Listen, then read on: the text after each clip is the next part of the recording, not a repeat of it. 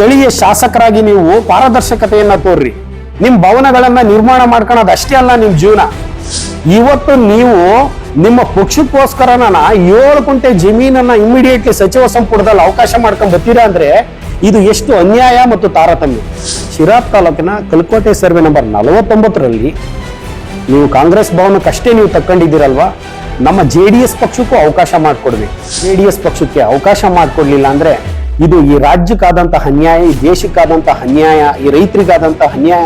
ಶಿರಾ ನಗರದಲ್ಲಿ ಸುಸಜ್ಜಿತವಾದಂತ ಕಾಂಗ್ರೆಸ್ ಭವನ ನಿರ್ಮಾಣ ಮಾಡ್ತೀವಿ ಅಂತ ಹೇಳಿ ಮೊನ್ನೆ ಪ್ರಜಾಪ್ರಗತಿ ಗ್ರೂಪ್ ನಲ್ಲಿ ಅಜಯ್ ಅವರು, ನಮ್ಮ ಶಾಸಕರ PSO ಅಂತ ನಮ್ಮ ಅಜಯ್ ಅವರು ಒಂದು ಸರ್ಕಾರದ ಕಲ್ಕೋಟೆ ಸರ್ವೆ ನಂಬರ್ 49ರಲ್ಲಿ 7 ಗುಂಟೆ ಜಮೀನನ್ನ ಕಾಂಗ್ರೆಸ್ ಭವನ ನಿರ್ಮಾಣ ಮಾಡೋದಕ್ಕೆ ಸಚಿವ ಸಂಪುಟ ಅನುಮೋದನೆ ನೀಡಿದೆ ಅಂತ ಹೇಳ್ಬಿಟ್ಟು ಅವರ ಖುಷಿ ವಿಚಾರನ, ಅವ್ರ ಪಕ್ಷದ ವಿಚಾರವನ್ನ ಅವರು ಹಂಚ್ಕೊಂಡಿದ್ರು. ಈ ವಿಚಾರಕ್ಕೆ ಸಂಬಂಧಪಟ್ಟಂಗೆ ಸರ್ಕಾರದ ಸಚಿವ ಸಂಪುಟ ಅನುಮೋದನೆ ನೀಡಿರ್ತಕ್ಕಂಥದ್ದು ಕಾಂಗ್ರೆಸ್ ಭವನ ನಿರ್ಮಾಣ ಮಾಡಲಿಕ್ಕೆ. ಆದ್ರೆ ನಾವು JDS ಪಕ್ಷದ ವತಿಯಿಂದ, ನಮ್ಮ ಪಕ್ಷದ ವತಿಯಿಂದ ಏನಂತ ನಾವು ಇದು ಅಂದ್ರೆ, JDS ಪಕ್ಷ ಕುಮಾರಣ್ಣ ಅವರು, ದೇವೇಗೌಡರು, ರಾಷ್ಟ್ರೀಯ ಅಧ್ಯಕ್ಷರಾದಂಥ ದೇವೇಗೌಡರು, ನಿಖಿಲ್ ಕುಮಾರಸ್ವಾಮಿ ಅವರು ಸುಸಜ್ಜಿತವಾಗಿ ನಾವು ನಮ್ಮ ಪಕ್ಷವನ್ನ ರೈತರ ಪರವಾಗಿ ಹೋರಾಡ್ತಕ್ಕಂಥ ಪಕ್ಷವಾಗಿ ನಾವು ಹೊರಹೊಮ್ಮಿಸಿದ್ದಾರೆ. ಆ ಒಂದು ಪಕ್ಷವನ್ನ ಈವರೆಗೂ ಕೂಡ ದೇವೇಗೌಡರು ಮಹಿಳಾ ಹೋರಾಟದಲ್ಲಿ, ರೈತ ಪರ ಹೋರಾಟದಲ್ಲಿ, ಸಾಮಾಜಿಕ ಹೋರಾಟದಲ್ಲಿ ತೊಡಗಿರ್ತಕ್ಕಂಥ ಮಾಜಿ ಪ್ರಧಾನಿಗಳು ಕಟ್ಟಿರ್ತಕ್ಕಂಥ JDS ಪಕ್ಷ. ಈ ಪಕ್ಷಕ್ಕೂ ಕೂಡ ಶಿರಾ ತಾಲೂಕಿನ ಕಲ್ಕೋಟೆ ಸರ್ವೆ ನಂಬರ್ 49ರಲ್ಲಿ ನೀವು ಕಾಂಗ್ರೆಸ್ ಭವನಕ್ಕಷ್ಟೇ ನೀವು ತಕ್ಕೊಂಡಿದ್ದೀರಲ್ವಾ, ನಮ್ಮ JDS ಪಕ್ಷಕ್ಕೂ ಅವಕಾಶ ಮಾಡಿಕೊಡ್ಬೇಕು. ಕಾರಣ ಏನು ಅಂದ್ರೆ, ಈಗಾಗಲೇ JDS ಪಕ್ಷ ಪ್ರಾದೇಶಿಕ ಪಕ್ಷ, ಹಲವಾರು ಬಾರಿ ಅಧಿಕಾರವನ್ನ ಹಿಡಿದಿರ್ತಕ್ಕಂಥ ಪಕ್ಷ. ಕುಮಾರಣ್ಣ ಅವರು ಮುಖ್ಯಮಂತ್ರಿಯಾಗಿ ಸಾರಾಯಿ ನಿಷೇಧ, ಲಾಟರಿ ನಿಷೇಧ, ರೈತರ ಸಾಲ ಮನ್ನಾ ಅಂತಹ ಜನಪರ ಯೋಜನೆಗಳನ್ನ ಈ ರಾಜ್ಯಕ್ಕೆ ಕೊಟ್ಟಂತಹ ಯಾರಾದ್ರೂ ಪ್ರತಿಷ್ಠಿತ ಮುಖ್ಯಮಂತ್ರಿ ಈ ದೇಶದಲ್ಲಿದ್ದಾರೆ ಅಂದ್ರೆ ಅದು ಸನ್ಮಾನ್ಯ HD ಕುಮಾರಸ್ವಾಮಿ ಅವರು ಅಂತ ಹೇಳಕ್ ನಾನು ಇಷ್ಟಪಡ್ತೀನಿ.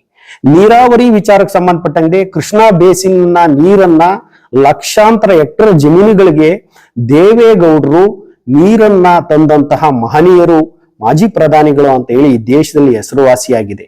ಪಂಜಾಬ್ನಲ್ಲಿ ರೈತರು ಕೂಡ ಭತ್ತದ ತಳಿಗೆ ದೇವೇಗೌಡರು ಹೆಸರಿರ್ತಕ್ಕಂಥದ್ದು ಜಗತ್ ಜಾಹೀರಾತಾಗಿದೆ. ಈಗ ಇಂತಹ ದೇವೇಗೌಡರು ಕಟ್ಟಿರ್ತಕ್ಕಂಥ ಈ ಪಕ್ಷಕ್ಕೆ ನೀವು ಏನಾದ್ರೂ ಅವಕಾಶ ಮಾಡಿಕೊಟ್ರೆ ಭವನ ನಿರ್ಮಾಣಕ್ಕೆ ಶಿರಾ ತಾಲೂಕಲ್ಲಿ ಸಾವಿರಾರು ಜನ ರೈತರಿಗೆ ಅನುಕೂಲ ಆಗುತ್ತೆ, ಸಾವಿರಾರು ಜನ ರೈತರಿಗೆ ಅವಕಾಶ ಆಗುತ್ತೆ, ಸಾವಿರಾರು ಜನ ಮಹಿಳೆಯರಿಗೆ ಅವಕಾಶ ಆಗುತ್ತೆ, ಸಾವಿರಾರು ಜನ ಯುವಕರಿಗೆ ಅವಕಾಶ ಆಗುತ್ತೆ. ಇಂಥ ಒಂದು ಮನವಿಯನ್ನ ನಾವು ಈ ದಿನ ಶಿರಾ ತಾಲೂಕಿನ ತಹಶೀಲ್ದಾರಿಗೆ ನಮ್ಮ ಯುವ ಮುಖಂಡರುಗಳು ನಾವು ಹೋಗಿ ಮನವಿಯನ್ನ ಸಲ್ಲಿಸಿದ್ದೇವೆ. ಇದೇ ಸರ್ವೆ ನಂಬರ್ನಲ್ಲಿ JDS ಪಕ್ಷಕ್ಕೂ ಕೂಡ ಅವಕಾಶ ಮಾಡಿಕೊಡಿ. ಅವರು ಭೂಮಿ ಪೂಜೆ ಮಾಡೋದು ಯಾವತ್ ಮಾಡ್ತಾರೋ ನಮಗೂ ಕೂಡ ಅವತ್ತಲೇ ಭೂಮಿ ಪೂಜೆಯನ್ನ ಮಾಡೋದಕ್ಕೆ ಅವಕಾಶ ಮಾಡಿಕೊಡಿ ಅಂತ ಹೇಳಿ ನಾವು ಮನವಿಯನ್ನ ನಮ್ಮ JDS ಪಕ್ಷದ ಮಾಧ್ಯಮ ವಕ್ತಾರನಾಗಿ ನಾನು ಒಂದು ಮನವಿಯನ್ನ ಸಲ್ಲಿಸಿದ್ದೇನೆ. ದಯವಿಟ್ಟು ಈ ಒಂದು ಶಾಸಕರಿಗೂ ಮನವಿ ಹೇಳ್ತೀನಿ, ತಮ್ಮ ಪಕ್ಷ ಅಂತ ತಾವು ನೀವೇನು ಮುತುವರ್ಜಿಯಿಂದ ನೋಡ್ಕೊಂಡಿದ್ದೀರೋ ಇದೇ ರಾಜಕಾರಣವನ್ನೇ JDS ಪಕ್ಷ ಕೂಡ ಅತ್ಯುತ್ತಮವಾಗಿ ಮಾಡಿದೆ. ಇಂಥ JDS ಪಕ್ಷಕ್ಕೆ ಅವಕಾಶ ಮಾಡಿಕೊಡ್ಲಿಲ್ಲ ಅಂದ್ರೆ ಇದು ಈ ರಾಜ್ಯಕ್ಕಾದಂತಹ ಅನ್ಯಾಯ, ಈ ದೇಶಕ್ಕಾದಂತಹ ಅನ್ಯಾಯ, ಈ ರೈತರಿಗಾದಂತಹ ಅನ್ಯಾಯ ಅಂತ ಹೇಳಕ್ಕೆ ನಾನು ಇಷ್ಟಪಡ್ತಾ ಇದ್ದೀನಿ. ದಯವಿಟ್ಟು ಶಾಸಕರು ನಮಗೂ ಕೂಡ, ನಮ್ಮ ಪಕ್ಷಕ್ಕೂ ಕೂಡ ಅವಕಾಶ ಮಾಡಿಕೊಡಿ ಅಂತ ಹೇಳ್ಬಿಟ್ಟು ನನ್ನ ಮನವಿಯನ್ನ ಕೇಳ್ಕೊಳ್ತಾ ಇದ್ದೀವಿ. ಅದೇ ರೀತಿ ತಹಶೀಲ್ದಾರಿಗೆ ಮನವಿಯನ್ನ ಮಾಡಿದ್ದೇವೆ. ಬರೀ ತಮ್ಮ ಪಕ್ಷ ಅಂತ ರಾಜಕೀಯಕ್ಕಷ್ಟೇ ನೀವು ಮೀಸಲಾಗಿಡಬೇಡಿ. ನಿಮಗೆ ಜಮೀನು ಅಂತಕ್ಕಂಥದ್ದು ಈ ದೇಶದ ಆಸ್ತಿ, ಕರ್ನಾಟಕ ರಾಜ್ಯದ ಆಸ್ತಿ, ಕಂದಾಯ ಇಲಾಖೆಯ ಆಸ್ತಿಯಾದಂತ ಈ ಜಮೀನಿಗೆ ಸಂಬಂಧಪಟ್ಟಂತ ಭೂ ಮಂಜೂರಾತಿಯನ್ನ ನಗರ ಪ್ರದೇಶದ ವ್ಯಾಪ್ತಿಯಲ್ಲಿ ಸ್ಯಾಂಕ್ಷನ್ನ ಹೇಗ್ ಕೊಡ್ತೀರಾ?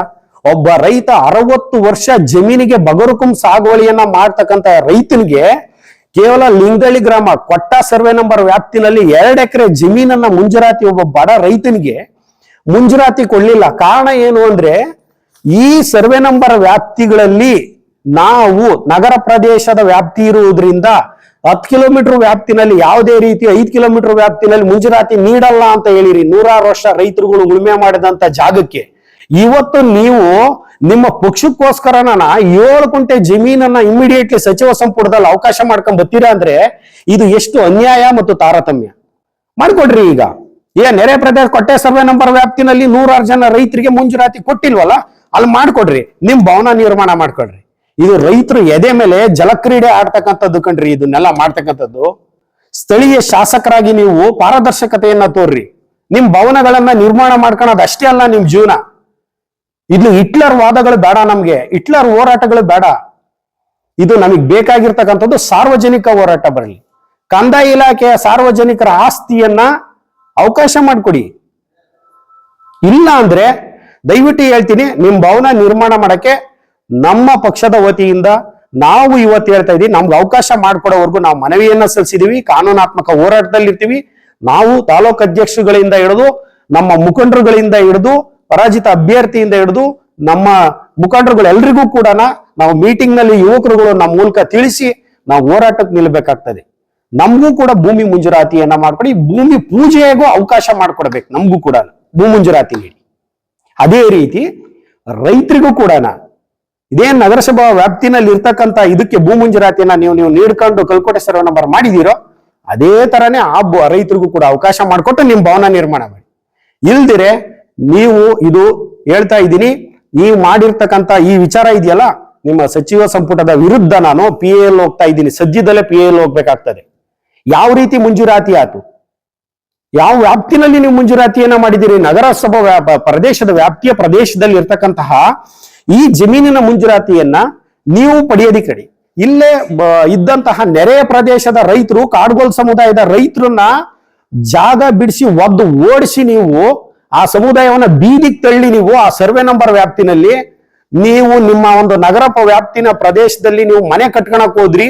ನಗರಸಭಾ ಇದನ್ನ ಹಂಚಿಕೆ ಮಾಡ್ತಾ ಇದ್ದೀರಾ. ಆ ರೈತರ ಜೀವನ ಇವತ್ತು ಹಾಳಾಗೋಗಿದೆ. ನೀವು ಕೊಡ್ತೀವಿ ಅಂದ್ರೆ ಸಂಪೂರ್ಣವಾಗಾದ್ರೂ ಅವ್ರಿಗಾದ್ರೂ ಕೊಡಿ. ನಿಮ್ ಭವನ ಆಮೇಲೆ ನಿರ್ಮಾಣ ಮಾಡ್ರಿ ಅಂತ ಹೇಳಿ ನಾನು ಮನವಿ ಮಾಡ್ತೀನಿ. ಇದು ಉಗ್ರ ಹೋರಾಟಕ್ಕೆ ಕಾರಣ ಆಗ್ತದೆ. ಶಾಸಕರೇ ಇದನ್ನ ಮನಗಣ್ಬೇಕು. ತಮ್ಮ ಮನೆ ಸುಸಜ್ಜಿತವಾಗಿದ್ರೆ ಸಾಲದು, ಎಲ್ಲರ ಮನೇನೂ ಕೂಡ ಚೆನ್ನಾಗಿರ್ಬೇಕು. ನೀವು ನಿರ್ಮಾಣ ಮಾಡ್ಕೋಬೇಡ್ರಿ, ನೀವು ಮಾಡ್ಬೇಡ್ರಿ ಅಂತ ನಾವ್ ಹೇಳಲ್ಲ. ಮಾಡಿ, ನೀವು ನಮಗೂ ಕೊಡ್ರಿ. ನಾವು ರಾಜಕೀಯವಾಗಿ ಅವಕಾಶವನ್ನ ನೀಡೈತಿ JDS ಪಕ್ಷ.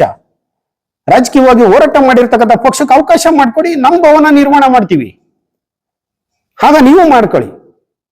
ಅಲ್ಲಿನವರೆಗೂ ದಯವಿಟ್ಟು ನಮ್ಮ ಮುಂಜೂರಾತಿ ನೀಡೋವರೆಗೂ ನಮ್ಮ ಅದೇ ರೀತಿ ನಿಮ್ಗೆ ಯಾವ ಮುಂಜೂರಾತಿ ನೀಡಿದಾರೋ ಅದೇ ಮುಂಜೂರಾತಿ ಕಾನೂನಾತ್ಮಕ ಕಂದಾಯ ಇಲಾಖೆಯಲ್ಲಿ ನಮಗೂ ನೀಡ್ಬಿಟ್ಟು ನಿಮ್ ಭವನ ನಿರ್ಮಾಣ ಮಾಡಿ ಅಂತ ಹೇಳಿ ನಾನು ಮನವಿ ಮಾಡ್ಕೊಂತೀವಿ. ಇದು ಎಚ್ಚರಿಕೆ ಗಂಟೆ ಕೂಡ ಶಾಸಕರಿಗೆ ಹೇಳ್ತಾ ಇದ್ದೀನಿ, ಎಚ್ಚರಿಕೆ ಗಂಟೆ. ಇದು ತಾಳ್ಮೆಯನ್ನ ಯಾರನ್ನು ಪರೀಕ್ಷೆ ಮಾಡಕ್ ಹೋಗ್ಬೇಡಿ. ನಮ್ಗೆ ಅಧಿಕಾರ ಇಲ್ಲ ಅಂತ ಹೇಳಿ ಇದ್ ಮಾಡ್ಬೇಡಿ. ನಾವು ಅಧಿಕಾರಕ್ಕೆ ಬರ್ತೀವಿ. ಇನ್ನೊಂದು ಏನಿಲ್ಲ, ಕೆಲವೇ ಇದೆ ವರ್ಷಗಳಲ್ಲಿ ನಿಮ್ಮ 2 ವರ್ಷದಲ್ಲಿ ನಿಮ್ಮ ಎಲ್ಲ ಅಧಿಕಾರಗಳು ಕ್ಲೋಸ್ ಆಗ್ತವೆ. ನಮ್ಮ ಪಕ್ಷ ಅಧಿಕಾರಕ್ಕೆ ಬರ್ತೈತೆ. ಕುಮಾರಣ್ಣನ ನೇತೃತ್ವದಲ್ಲಿ ನಾವು ಕೂಡ ಹೋರಾಟವನ್ನ ಮಾಡ್ತೀವಿ. ಇದೇ ತಾರತಮ್ಯ ಮಾಡ್ಬೇಕಾಗ್ತದೆ. ಆದ್ರೆ ನಾವೀಗ ಮಾಡಕ್ ಹೋಗಲ್ಲ. ನಿಮ್ಮ ರೀತಿಯ ವ್ಯಾಪ್ತಿಯ ಹೋರಾಟ ನಮ್ದಲ್ಲ ಅಂತ ಹೇಳಿ ನನ್ನ 2 ಮಾತನ್ನ ಮುಗಿಸ್ತೀನಿ. ನಮಗೂ ಅವಕಾಶ ಮಾಡ್ಕೊಡಿ JDS ಪಕ್ಷಕ್ಕೆ ಅಂತೇಳಿ ನನ್ನ ಮನವಿ. ನಾನೊಂದು ಮಾತು ಹೇಳ್ತೀನಿ ಕೇಳಿ. ದೇಹದಲ್ಲಿ ಸಕ್ಕರೆ ಹತೋಟಿಗೆ ಬರ್ತಿಲ್ಲ ಅಂತ ಸುಮ್ಮನೆ ಯಾಕ್ರಿ ಟೆನ್ಷನ್ ಮಾಡ್ಕೋತೀರಾ?